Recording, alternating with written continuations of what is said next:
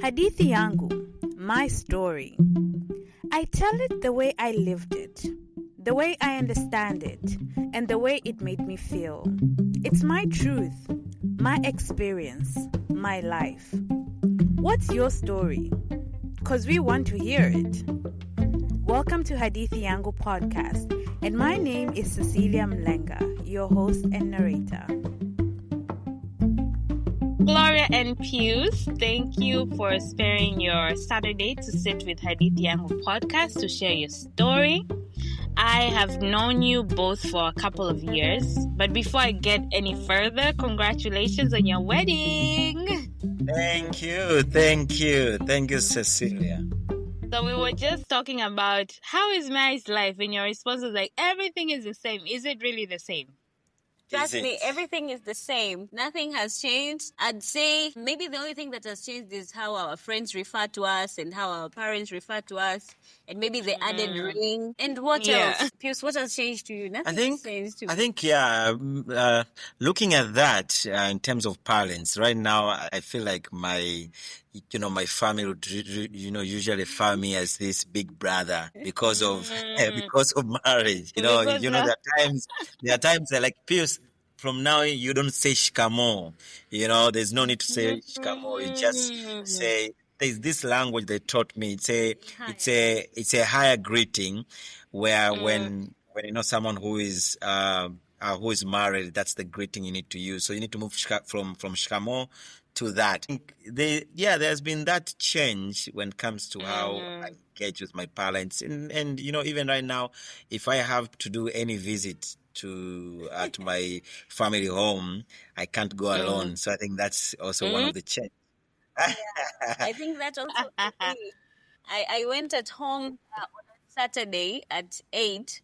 And then my mom was like, unaenda kumpikia mme wako saa ngapi? And I was like, okay, now things have really changed. Things are serious. You see, that's quite interesting. I think that's what makes me love Africa in a way, but sometimes it makes me question. But I guess the title comes with expectations, and there's that change. But it's quite beautiful as well, because if you're really happily married, you take pride in that. Come back, I cannot leave my wife. I have to take my wife wherever I go, Yes. Yeah. So it can be a beautiful thing too. Indeed, 100%. And honestly, we enjoy each other company, so I don't mind to go with her to my family home every weekend. I think the only issue now that comes is, even to our parents, they want now to be informed, because if they know, their child is coming with their wife or with their husband, there is that kind of preparation that they need to make. They want to make sure the environment really welcomes you too. So I think that's also some more of a responsibility that has really gone to our parents. Oh, that's also beautiful, because it shows that they care. 100%. Yeah, they care. And you're better off having family members and in-laws that care than having in-laws that do not care. Exactly. Yeah, it creates a safe space, because for them, I think they're more of, we want you to feel safe, we want you to feel loved, we want you to feel welcomed, and that's how they can express that. So for me, that's top tier love. So I'm happy to hear that. Hongereni sana sana sana. Thank you so much. Asante sana. Now, let's get down to business. So, about 2 years ago, you guys both experienced something extremely difficult. I would say life-changing. Life-changing is the word. Yeah. I'm sure it shook your sense of financial security and probably brought a lot of confusion. So, walk us through what happened. Let's get down to the day, to everything. Take us back to the moment you found out. We're losing our jobs. What was going through your mind? What did you feel? Walk us through that. So maybe, I think to take that back, first, it was a bit different experience from us two, looking that I had already resigned from my job, and there's already a vision that I was looking for. And I think my wife Glory, she was already in that transition, but she hadn't already resigned, which I think later on she will come to touch base on that. But I think for me, look back in 2023 already around May, I had already shifted my mindset, wanting change, wanting to do something that's out of my comfort zone. It wasn't clear already that I wanted to jump 100% into business, because also I was aware of the uncertainty that would come with it. First is the financial security, because business, you have to, invest certain number of months to really put that effort for you to see that result. So it was a bit not certain 100% that I wanted to fully be be in the business. At that time, I was thinking either I jump into another job that wouldn't take majority of my time while I also do business. I also start to build Ubuntu Impact, because even by around May, already thoughts in terms of the vision of the business we had already started to build, but then it wasn't sure that 100% wanted to jump in. And I remember by that time I'd already applied for certain for over like three jobs. One was for a global company based in US. There was a bank here in Tanzania, one of the major banks. I wanted to just go there as a learning manager. And there's also another company that was setting base in Tanzania. I had already applied. But now we'll come later to that. But I think it was also God's way of doing things, that with all the roles that I had applied for, I wasn't selected. Because of that, and now during that transition, that's where now I would say it was a bit a shock, because looking that I had already resigned and I had a notice for a month, but then my notice was cut short. And because I was now to leave right away at the company that I was with, I had now to step into the market while I didn't have any new job, because by that time I wanted to balance a bit, have a job, but also do business. But it didn't work that way. So I think it was just God's way of doing that. Step right away into that uncomfort zone and see if the magic would happen. So that was part of my story, where I had already envisioned this way of doing things. I wanted a bit of security, but also wanted also to do business. But then things just happened that with all the securities that I was applying, meaning the jobs, I wasn't selected. And when the situation happened with my last employer, where now my notice period was to cut short, I had to right away jump into the uncertainty of business. So maybe I would also invite Glory to touch base on her story on that. Yeah, I think this is bringing memories. So at least with Pius, as he said, he had already resigned. For me, it wasn't as good as that, because I hadn't had a plan of being out of a job anytime soon. And it was just abrupt. And I think sometimes how we live, sometimes it's paycheck to paycheck. You might have some savings aside, but your job is something that you get everything. Your bread and everything is from that. So it was really, I'd say it was a shocking moment, and it came out of nowhere. I didn't expect, you wake up in the morning, you put on your outfit, you've gone to the office, and then in the evening you're out of a job. Yeah. So it was, I would say it was really an experience that was hard.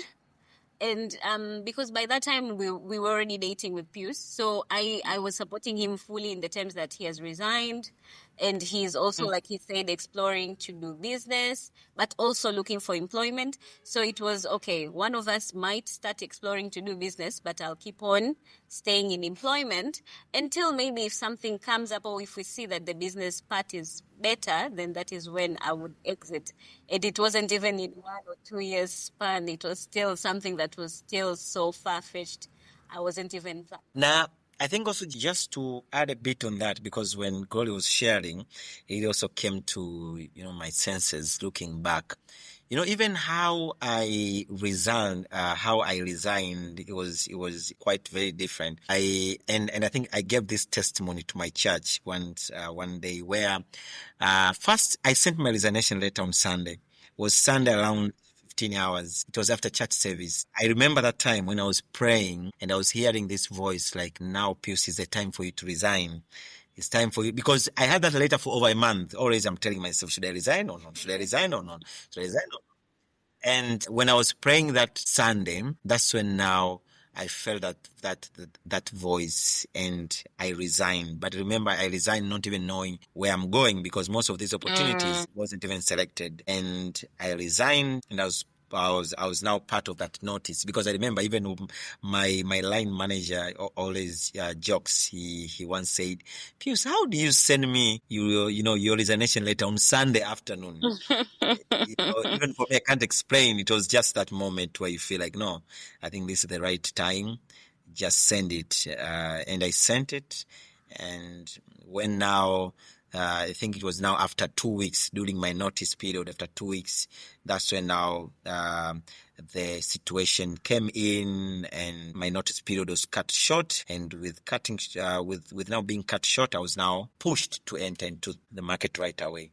My goodness. So what I'm understanding is that you guys both ended up, getting into business, but your experiences were quite different. I can understand how difficult it was probably for Gloria, because like you said, a lot of us live a very hopeful and faithful life that tomorrow I'll be fine. You probably planned out your whole week, and then going to the office, and then you're chased with all your things. And it sometimes leaves me a bit daunted, because it shows how much an employer has power of an employee. So the balance for me has always been very confusing. But maybe, how did you guys support each other emotionally during this period? And especially you, Pius, supporting Gloria, because as you said, you had really started transitioning mentally into exiting the employment sector. How did you support her? Because I spent a couple of days in post and pre her exit at the company, and I can remember it being very, very heavy on her. How did you manage to support her, to help her get to where she is now? Yes, indeed. First, I would say, since it was also a shock for both of us, we spent 3 days of sadness, crying and not knowing what to do next. I think that's 100% happened. And I think it was the third day where we had to say, enough is enough. No sadness, no tears.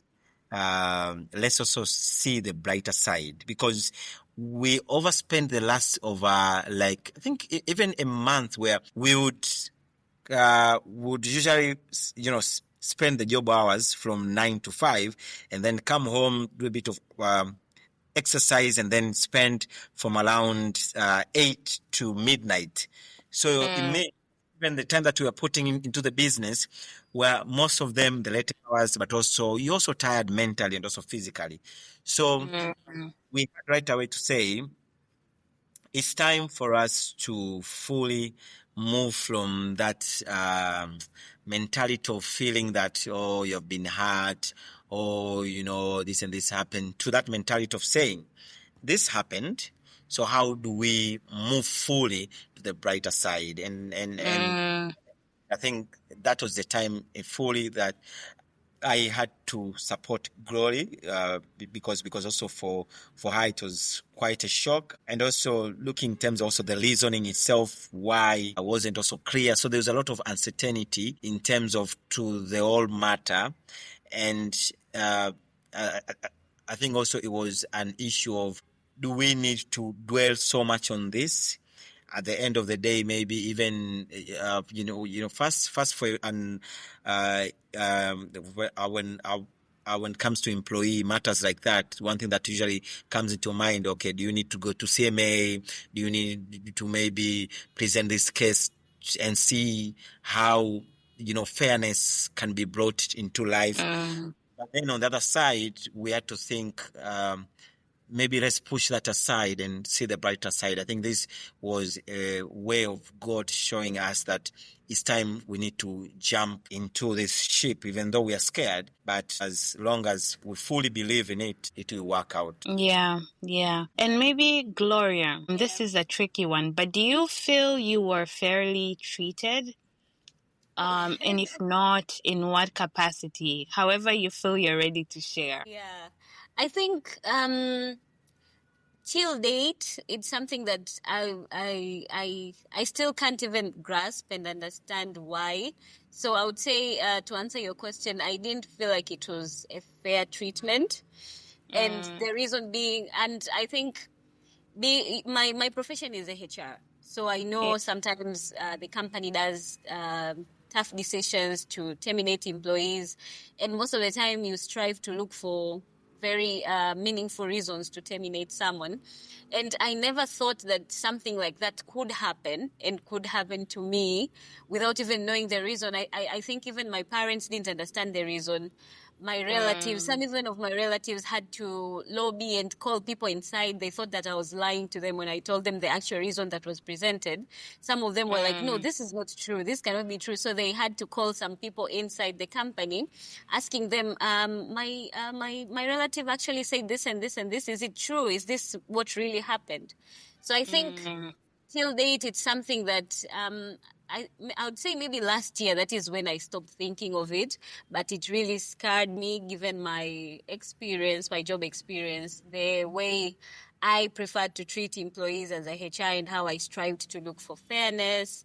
That was really something that I could never take out of my mind. And Pius really helped me during that time, because I was like, every time I was thinking of it, I was like, okay.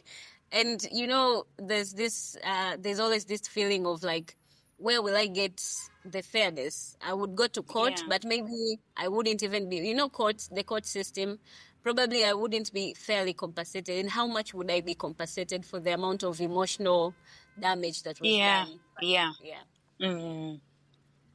Oh, yeah. I can only imagine. Did you consider employment? Because being released from a job so abruptly and then not being financially prepared for it, I know you guys transitioned into, we're going to start our own business. But did you consider employment at any moment, considering your financial position, or was entrepreneurship your only option at the time? I would say for Pius and I, it was different. For Pius, I think he dived deep in entrepreneurship, and he said, "Okay, I think we can do this. Let's do it." He's usually that type of person, like, "Tafanya, tutaweza, we can do this."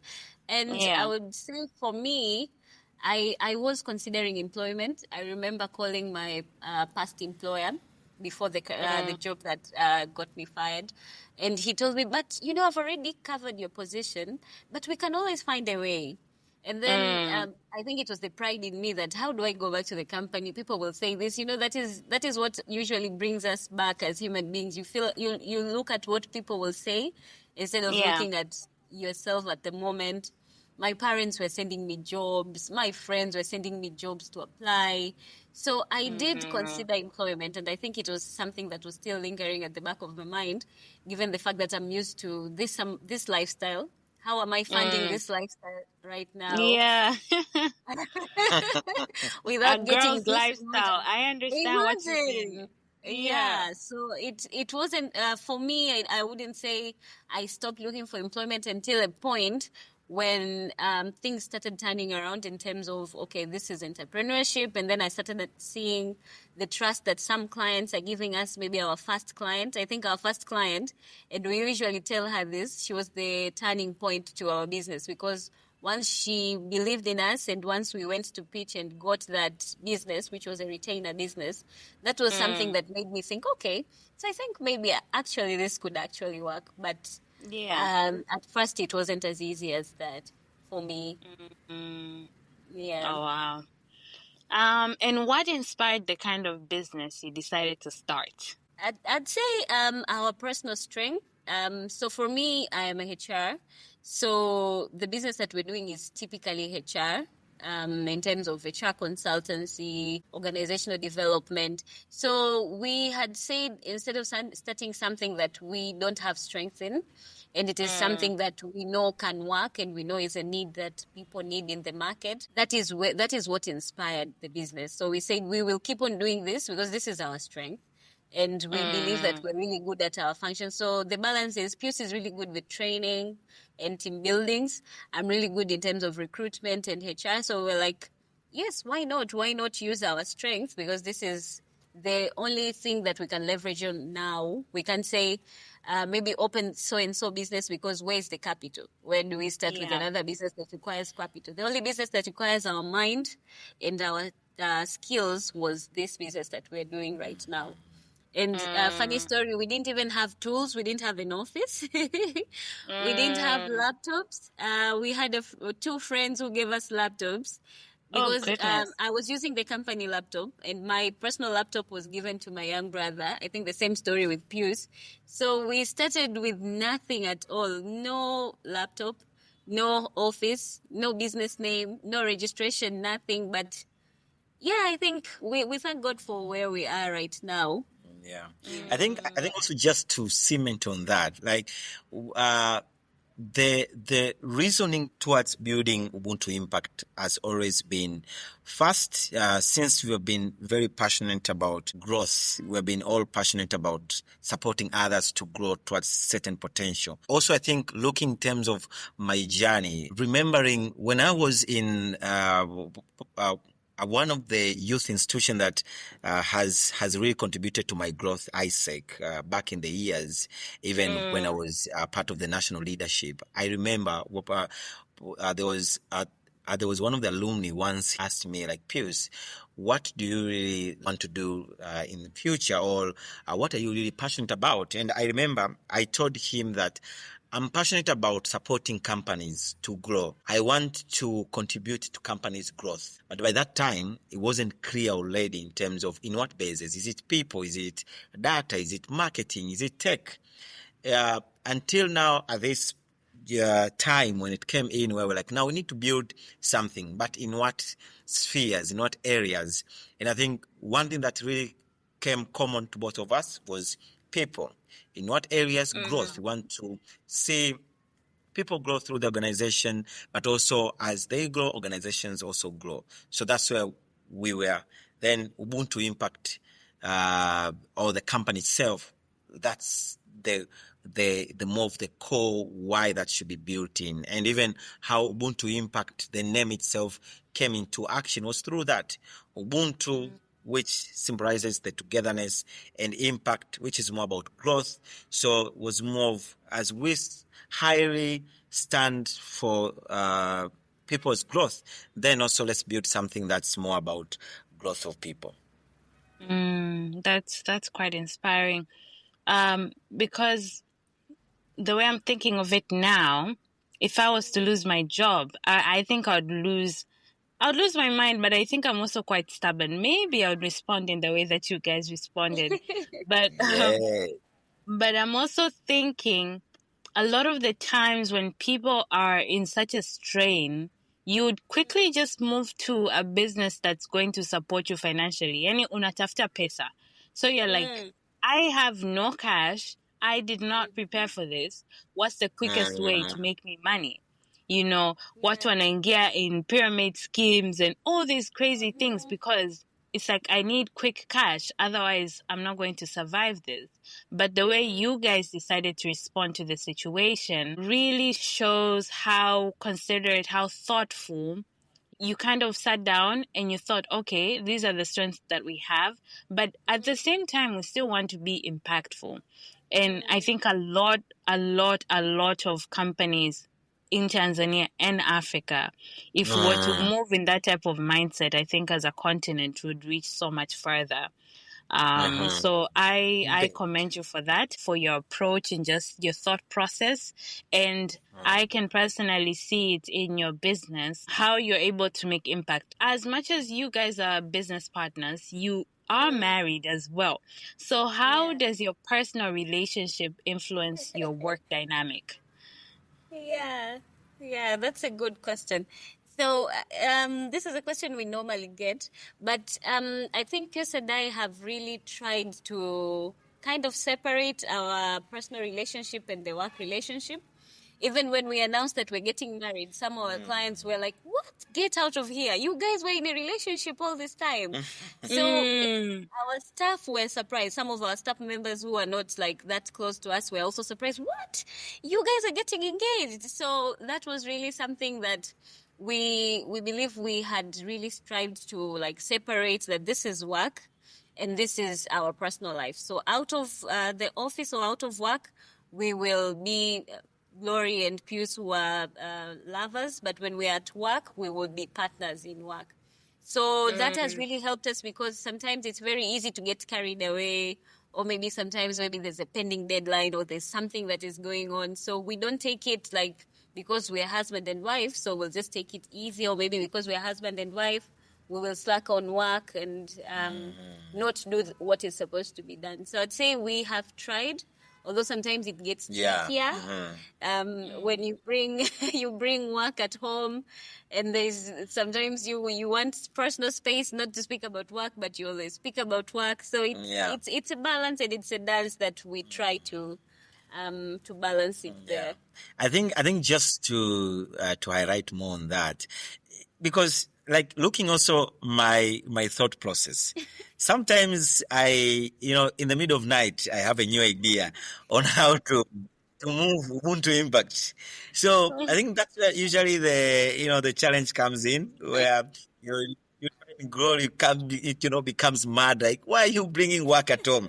But I think it's also just the personality. Like sometimes my ideas or the ideation sometimes would come at hours that are not work related. And these days, recently, I've tried to I've not mastered. I'm trying not to tune in like, okay, now I'm at home. But usually when it's anything that's revenue oriented, Glory knows. She'll be like, Pius, why are you bringing this time?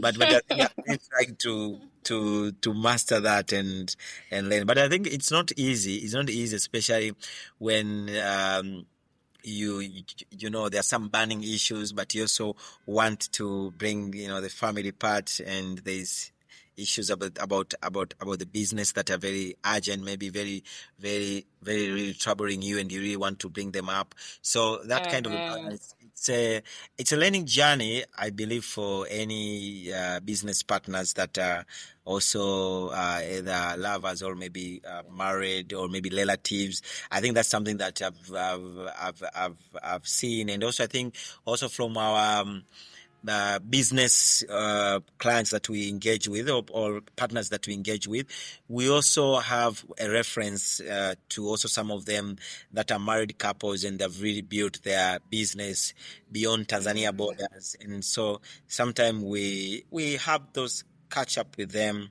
We invest time to just converse and get their highlights in terms of how they mastered, how they evolved, because it's a learning journey, and Glow, I think that's something that it's very important to separate, because you may find you are just business partners throughout, 24/7 business partners, which also affects the other side. Or maybe if you just become couples 24/7, it also affects the business. So that's something that it takes time to master it. Yeah. And do you think that dynamic, you being business partners and lovers, especially on the aspect of you guys actually being lovers, do you think that has contributed to the success of the business and to allow you to reach this almost, you guys are coming up to a 3-year mark as of next year, I believe. Do you think that has contributed to allow you guys to stay together and to just keep that fire burning? 100%. I think that's something that I would say, because as being a couple, and also looking in terms of the long term, looking in terms of where do where you want the business to be. And I think even when we were starting the business, the first thing that came into our mind was building something that's generational. That's not just about me. glory, but something that may go up beyond generations, may serve across different countries. So with that, that's a huge, big purpose that you need to hold. And usually even we usually tell our team members that what really Ubuntu Impact stands for, it's bigger than all of us. So with that, I think it has really pushed us to, sometimes we know that we are tired, but we're like, no, we have to push to manage this. And also building something that's generational, it means you're not just thinking even just for your, maybe for your kids, for your grandkids, you're thinking something that can last for the next 100 years. So it's bigger. So you know, you really want to push yourself, you really want to make it work. And also being a couple and really passing through that journey where you had nothing. And I think when I say nothing, it's 100% nothing, where sometimes you go to a meeting, you go to a meeting and you don't have a fare to come back, and you're like, okay, let's just walk back. And as you do that, that's not an easy journey to pass through. And to even build something to a certain stage, you're like, no, we're not going back to where we were. So we need to grow. We need to grow further. So I think because you have really experienced the lower level of, starting a business, and as a couple, the demand that also comes with that, to even being at a stage where you have a team and you see the business is being trusted, the reputation has gotten to a certain stage. So you're always pushing not to go back where you passed through. So I think that has been also holding us firmly with. And I think because I have also experienced building something with friends, it works. But when you don't have that strong why that builds you together, you may find something with just 6 months, and suddenly everyone wants to do their own thing, then it's done. But as a couple, because even there are times I used to primarily focus on MC. I had to pause for some time, be like, no, let me invest all my energy into the business. Gloria also had several initiatives that she was running. We're like, no, pause, let's invest everything into the business. So when you're a couple, there's there's a lot to lose. And because of that, you really want to put everything that you have to make sure that it works, because you're also thinking, what about our kids, as they come in? What about our family? So there's a lot of things that are coming in, and there's no instant where you feel maybe there's another choice. By that time, you have a choice to make it work. Yeah. That's quite beautiful, I would say. I completely commend you for that. And it really shows the thought process, just listening to you both. It shows how deliberate and how intentional you are in this journey. So, and it's something that other cultures in the world manage to do very well. I would say Asians, Arabs, Jews, they think long term when it comes to business. And it's nice to see that we have young Africans like yourselves that are also thinking generational wise, as opposed to just, hey, we need our daily bread today. So that's really, really beautiful. And what's one thing you guys have learned about money and partnership from this experience? Because with business comes money, and there are times people usually say money is like the base of all evil and so on and so forth. But I'm just trying to see, what have you guys learned about money and partnership from this experience, especially as business partners? Yes, so I would just share a bit on that, and then also Glory would also add. The first thing, I like 100%. I think even when we started the business, both we do not have that strong financial background. So the first thing that we really invested was also to learn about that money, to learn about that pesa, to understand it in terms of business. Because when you're a couple, you can just wake up and say, hey, let's just take this amount of money and let's travel to this country and enjoy. Yeah. But then we had to really learn about, the cash flow management.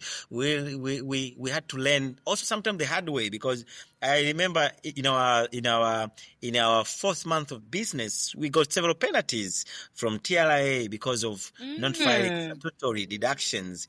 So we also had to learn the hard way. Like in business, if you don't do this, you get penalties. And it was also one of, quite a challenging experience, because knowing that, okay, you're getting this amount of revenue where you are balancing it, and suddenly you hear there's penalty that even beyond that revenue. So it kind challenges you in terms of how best now you need to manage that. But also on the other side is on the cash flow, it's primarily being strict in terms of the sustainability of the business.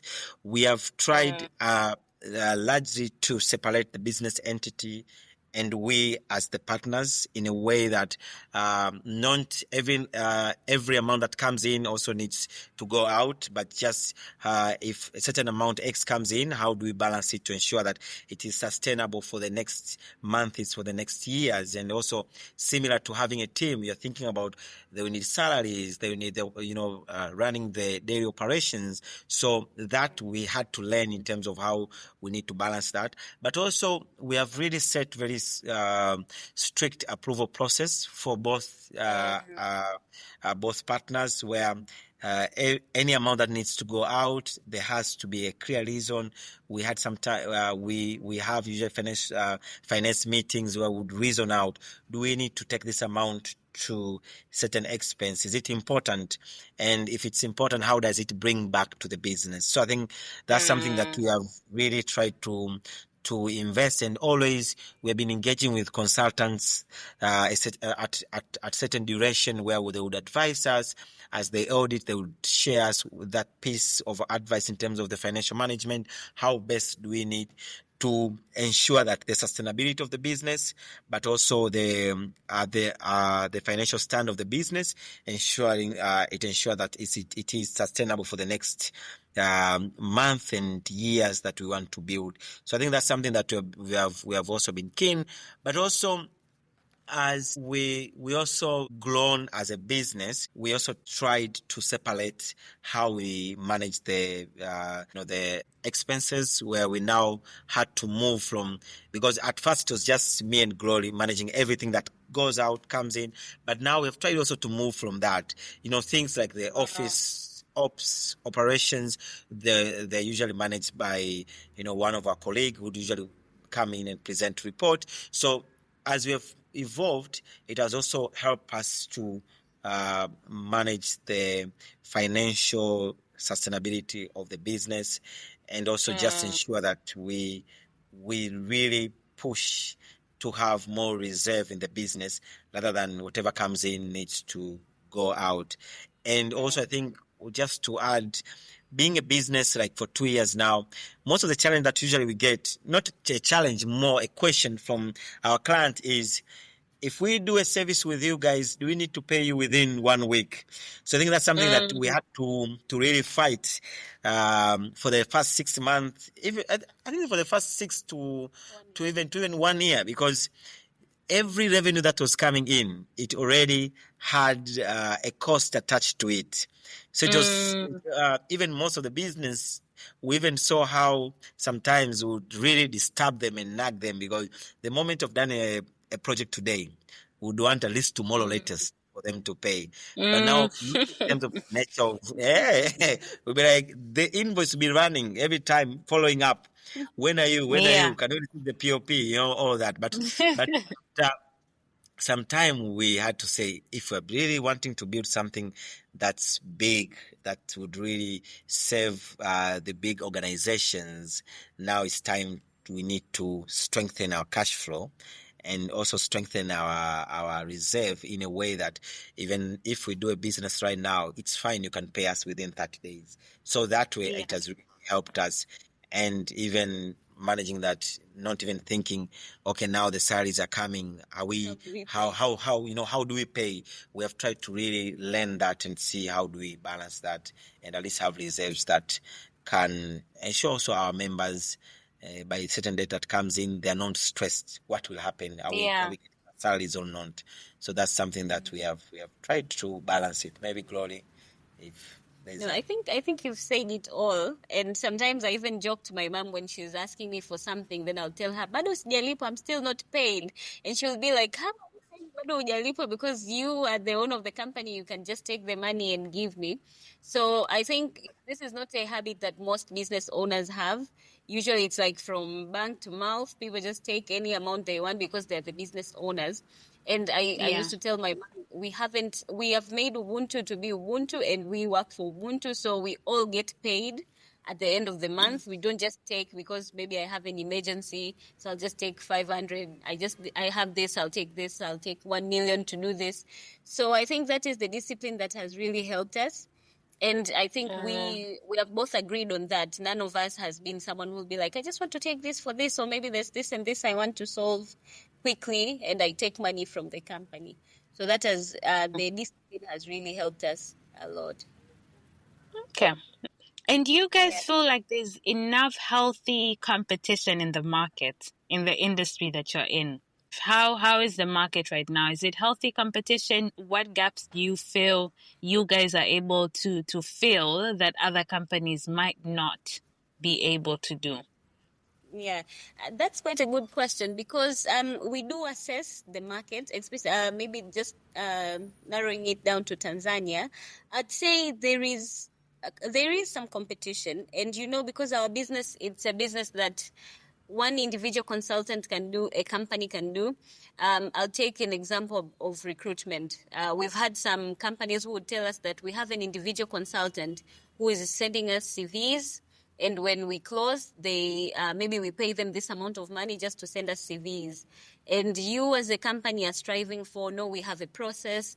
This is how we need to do this process. This is what we need to be paid. So I'd say the competition is there in the market, but I feel like most people are not valuing this service as it's supposed to be valued. And that is where the gap is, because if someone is doing this, the same thing that I'm doing, but they're going to undervalue it, they would be like, okay, I'll just recruit this role for you. Maybe give me 50,000 Tanzanian shillings. And that same client is coming to us and will be like, we charge this amount of money. This is our process. This is the turnaround time. We give you a summary. This is what we do. So we would actually be giving them better value, and the quality is better, but they would prefer someone who is telling them, I have a background in HR. Just give me 50,000 shillings, Tanzanian shillings, then I will do this role for you. So I'd say the competition isn't as healthy because we are ranking ourselves we are demeaning the value of HR consultancy. Yeah. And that is where people would feel like they have options. I have options to go to an independent consultant. Why should I take you? So what we try is to really make sure that we have better quality, turnaround time is good, and we also maintain positive relationship with our clients, because when they see success, when they deal with us, that is when they keep on coming back.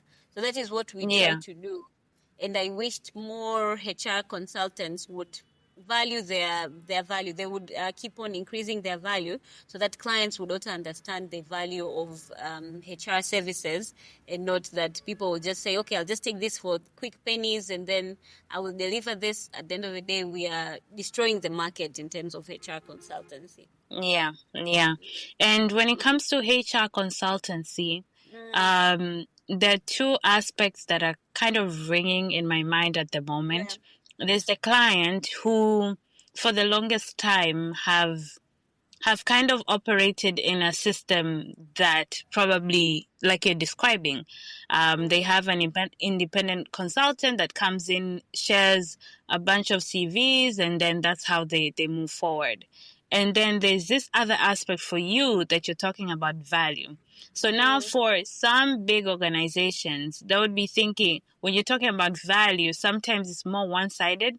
It's like, hey, we're going to charge you 2 million for, for these number of CVs. But in terms of value, in terms of the candidates that you're presenting and the type of service that you're going to be giving them could be compromised as well. So how do you ensure that you have a balance where you're fairly compensated as a company, but at the same time you are providing quality services, sharing good and credible candidates to these companies, so that for them it is giving value for money as well? How do you manage to do that? And you don't have to spill your beans because it is business. And there are other companies probably that are competitors that might be listening. But how do you guys ensure that you're bringing that balance so that at the end of the day, when you guys are asking for the type of compensation that you're asking for, you can actually speak for it? Exactly. Yeah. So I would say what we actually do is like we make sure that we have really quite strict processes in terms of what we do. Even if I am the one doing the role, or there's someone else doing, I'm taking recruitment, for example, or there's someone else in the company that is doing that role. It's like we have a stipulated process of how we do things. So even with clients, that sometimes, because we go and pitch to a client and then they give you a chance to work with them, they usually come back because they see the value in terms of the way we, first of all, we understand their needs when we speak to them, because most of the time it's not just you've come with a request, then I just take it on. I understand what you need and I advise you. Maybe sometimes this is not the right way that you're going, or maybe this role, maybe there's been people coming in and out. Maybe there's a problem before we even bring someone else. Maybe you have a problem in this aspect. We need to solve this problem first before we bring in someone else. But also, recruitment is just about bringing CVs. We really make sure that we bring them quality candidates, that we've vetted them. We know these candidates are from reputable organizations, or if not even a reputable organization, but these candidates really want this job, or a matter of not wanting the job, but they really, what they've written in their CV is what is really the reality. Because sometimes people oversell themselves in CVs. Some people would say they've worked in so and so places for 3 years, but in actual sense they haven't. Some would have their CVs saying they're currently somewhere while they're not. So we try to show this value to the clients, and that's why we keep on getting return clients, because they see if I close a role with Ubuntu, usually this candidate stays. And usually, if the candidate leaves, usually it's not the problem because of the candidate. Maybe I have failed on my end, but we also support them after the recruitment during the 6 months, checking in with the candidates. Are the candidates doing well? Or maybe the candidates would tell us maybe they're unclear about so and so. So we help them in that way. That's why someone would be, okay, I feel like I still want to work with Ubuntu because I might get these services at a cheaper rate somewhere else, but I won't get all this if I work with someone else rather than working with Ubuntu. Okay, that makes sense. That makes sense. Now, do you feel that starting this business together has made your personal relationship stronger? And now that you're married, do you feel that it's so much stronger than it was before? Pius, that could be your... Yes. Yes. Umemrushia baba mwenye nyumba. Yani. 100%. Because first, their time because if we're to look in terms of the time that we spend together, it's basically 24 hours. The 9 to 5, even more than sometimes 5, and also the home or the family time. So the business played a crucial role in terms of how we're able to know each other, and also how we're able to support each other, bounce back ideas. I think now Gloria really knows me when I'm stressed, knows me like, okay, this man right now, he's about to give out a new idea. He knows that, he knows maybe there's something troubling. So and that came in because of how we're able to transition into the business. But also, looking in terms of the time that we started our business, it was like the lowest point of our lives in the way that there was no stable source of income that was coming in. So that really strengthened how we're able to relate to each other, because looking in terms of in African context, a boyfriend now, you are to support, you are to provide. And when you look at yourself, the pockets are empty. So at that time, it's really about relating to each other. And I think for me, that was the time that when I knew that, Glory is the right person that I would want to spend my life with because of that journey that we're able to go through. Because now, when you are when you are doing the vowing process, when they tell you, would you be able to rich and poor? We experienced the poor. That's when we experienced it, because it was a time where you want to eat and you ask each other, so what are we going to eat today? What do we have? Well, you had a client meeting, then you're like, so should we take a boda boda? But now we are business partners. How do we take a boda boda? Two of us, mishkaki, non boda boda. What if what if the client see us? But it was that time where we were able to relate each other, and it was one of the best time. And I think that's what really strengthened our relationship, and we're able to know each other. And now it's like that statement that they say, it's like icing cake or caking ice. Icing on the cake. Icing on the cake. Yeah, like now we're in that phase where we've been able to pass through that journeys together. We've been able to know each other, and now is just moving with the flow. Yeah. Yeah, I love that. Anything to add, Gloria? Yeah, so I think what Pius said is really true. And one thing that we and Pius relate to, we really like smart people. So I think the fact that sometimes he can say something and then he'll say, okay, Gloria, you're really smart. Or I would say, okay, Pius, that's really smart. I think that has been... It's also a solid foundation in our relationship. That's why sometimes we're at home, instead of watching a movie or speaking about something about us, we would be debating about this. We'd be debating about this. We'll be talking about this client. How do we do this? So I'd say it has really, it has strengthened our relationship. Some people ask us that I'm chokani, or maybe some people would say, like, I wouldn't be able to have my wife to be with my wife at the office, then be with them at home. I feel like I would be tired with them. But for us, it's never that way. It's usually like we always want to be together. We always want to speak about this, and having the business to connect us in terms of things that we relate to and what we do. I think it has made our relationship even more stronger. Yes. And I think also, just to add on that, when you were sharing, something just came into my mind. There was just time back just recently where we watched a series. It was a shocking one, a movie. I think you have heard of it, Tulsa King. So Tulsa King. Yes. So it was very funny that we ended the season 2, and then we started discussing, like, so what are some of the points that we can leverage, that we can take to build your own further. Then we're like, Manfredi used this kind of principle. How can it? So it's usually fun like that, where we are able to even take some lessons from some of the things that maybe someone else wouldn't. But then we do that, and we bring into the discussion of the business, and that's how we also relate to each other further. Yeah. That's quite something.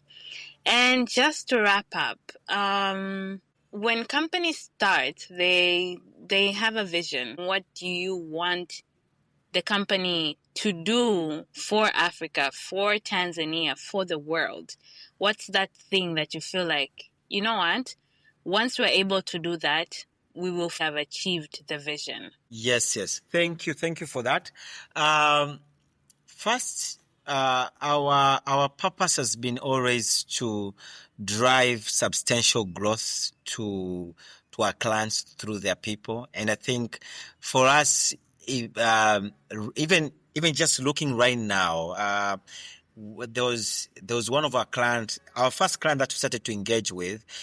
She shared some feedback recently where she stated that when you guys started with my business in terms of consultants, and looking where now we have evolved, we have moved from this office to a larger office. Our people now are very process oriented. We have moved on how we do business. We are now looking in terms of bigger purpose that we want to serve. For us, when we hear comment like that, it's already feeling like we are already coming to our purpose, because our purpose is more of how do we touch as more businesses, as more people across Tanzania, across Africa, across the world, where they're able to achieve their substantial growth, are able to really see their purpose coming to life.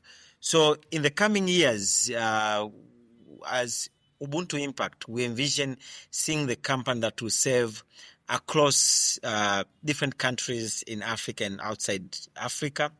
We are envisioning where teams will be pushed to their growth in terms of as where we came in, teams were working to a certain way and they were able to evolve in terms of their processes, in terms of how they achieve their goals to a larger stage. But also on the other angle, we are envisioning the team that we have will be a very capable and potential one that will be also able to push the vision forward. So having a team that will be set in different countries, and I think that's a conversation that we have already have, where we have already started to envision moving to countries in East Africa. So in few years, I think we would want to see the company already evolving to that. But also as we do that, growth in different angles from the team, from the revenue, but also from the quality of our services that we offer, and also the quality of impact that would have driven across the countries that we are in. So I think that's more on all going back to the key word, which is substantial growth. In everything that we do, it's how do we enhance substantial growth to our clients, to our people, but overall to our business. Maybe Gloria, Yeah, I think you've said it all. And one thing, just to add on what Pius said, it's also to revolutionize how people perceive HR or the function of HR in companies. I'd say, being that I've also been HR in companies, sitting in companies, the way HR is viewed by the employers, the way HR is viewed by the employees, people would say that HR is just there to support the management. It's never there for them. Processes are just there for the company and they're not there for employees. So how do we make sure that that understanding is there? Although it's not a simple process, but sometimes you might see, this is something we usually see in companies. You might find a company has started, it's in their 6th year of business, but they don't have a HR department internally. They don't see the value of having a HR department. They only see a value of having sales, maybe the technical team, but they don't feel like they need HR to be part of the departments. And then until something happens, that's when we needed HR, or maybe they've been sued, or there's something that is happening, that is when they feel like they need HR. So it's just transforming people's minds in terms of the importance of HR, capacitating your people, the importance of having policies that work for your people, not feeling like you can just fire people out of nowhere. So I think that is also, just to add to what Pius said, it's also transforming how people view HR and how people view employer-employee relationships, especially in the corporate side. Okay. And my final one, and it's something that I'm seeing more of in first world countries, or I would say Western countries. The power of technology, and just the way technology is revolutionizing the workspace and processes. How do you guys feel you will remain relevant in a space where technology is picking up quite quickly? And how do you think you are ready to embrace technology and even AI to ensure that your business remains relevant in such changing times? Yes, indeed. Thank you for your question. That's the conversation that we just had it yesterday, where we spent some time with the team, and it has been more on how do we evolve on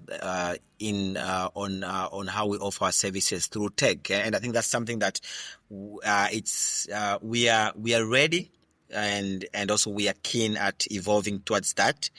We understand that even though we may be a bit in terms of our when we look in terms of our country, we may be a bit slow in terms of how we have evolved into tech, into AI fully, but I think that's something that we have already started conversation on, and we are keen to champion it 100%.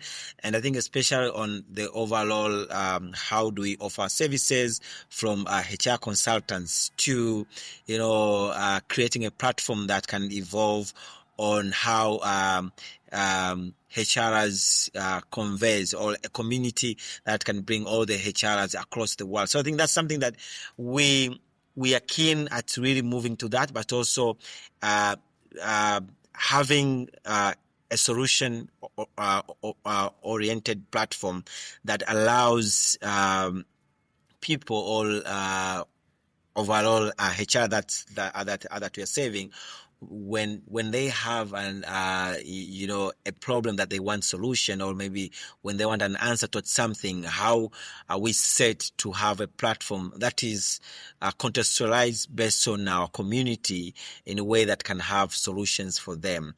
So that's an area that we are keen at, and we believe in the next few, either maybe months or years, would already start to evolve on how we offer our services, and also how do we more centralize all into tech. And even looking in terms of being in the business just for 2 years now, we have tried to already evolve into tech. We have fully invested into platform that allows all our ops operations to run smoothly, from how do we do a smooth invoicing system, from internal comms platform, to even how do we ensure that our customers can reach and also engage with us easily. So I think that's looking in terms of the 2 years. Those are things that we are already keen at, and we believe in the next few years to come, and also how AI has been evolving. That's something that we are keen, and we are already evolving. And also in terms of the generation that we have, because most of our members are Gen Z. We are millennials moving to... Are we?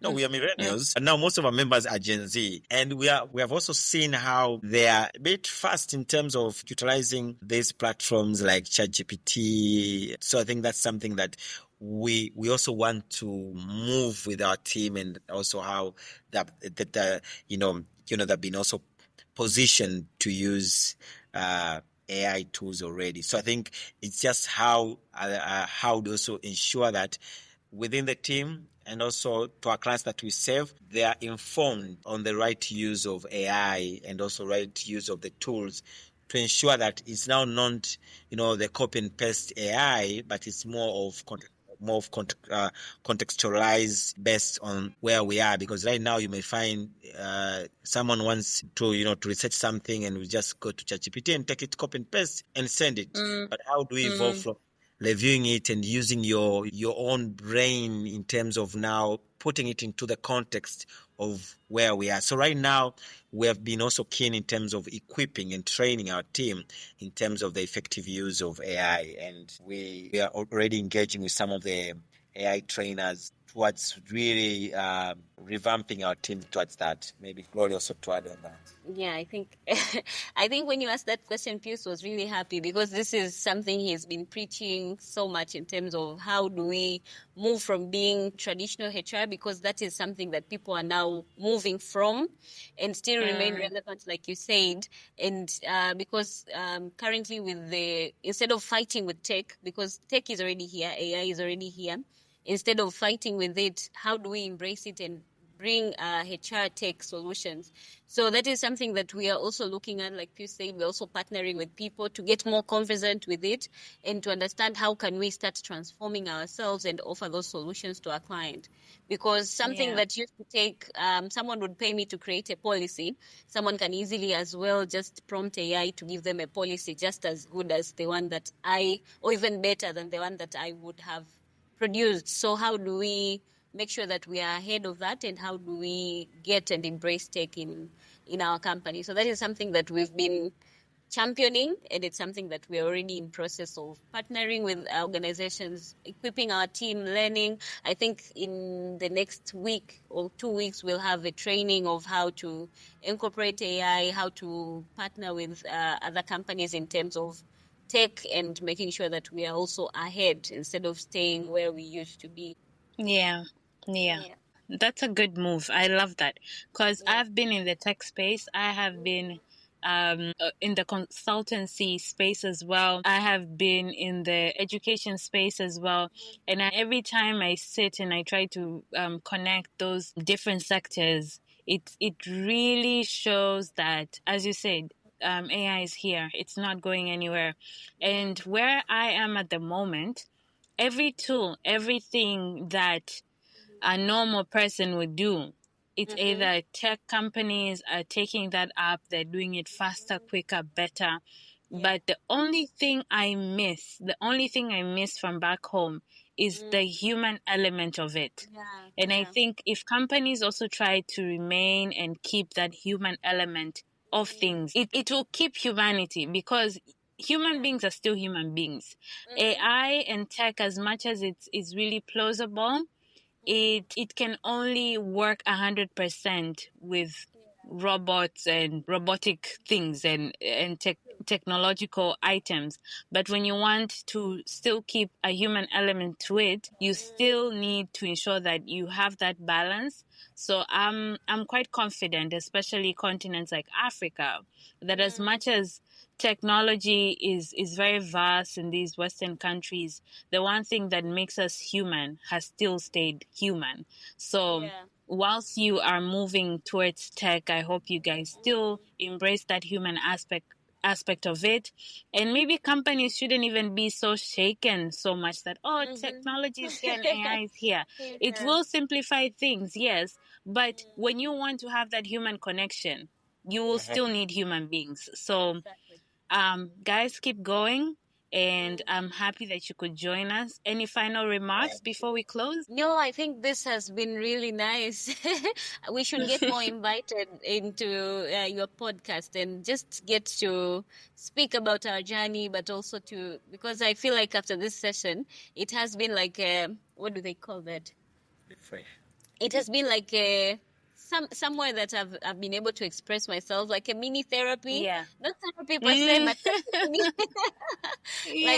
so it is a very good platform, and thank you for inviting us. We're very honored to be part of your podcast, and I hope you'll keep on inviting us. We'll have more to talk about. Absolutely.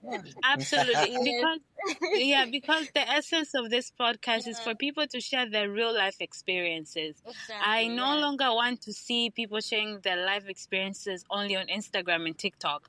I actually want to sit with real people, real human beings that can say their story fully, and not from a picture of them being in Bali. I want you to tell me what happened in Bali, and that's what I want. So I'm happy to have you guys join us next time. Whenever you have anything to share with the world, please use this as your avenue, as your platform to do that. And so thank you both so much for opening up and taking us through such an intimate and honest part of your journey. It's never easy to talk about loss. But your story is powerful, and for anyone listening who might be in that same place right now, wondering how to move forward, I hope this conversation offers a bit of light, comfort, and courage.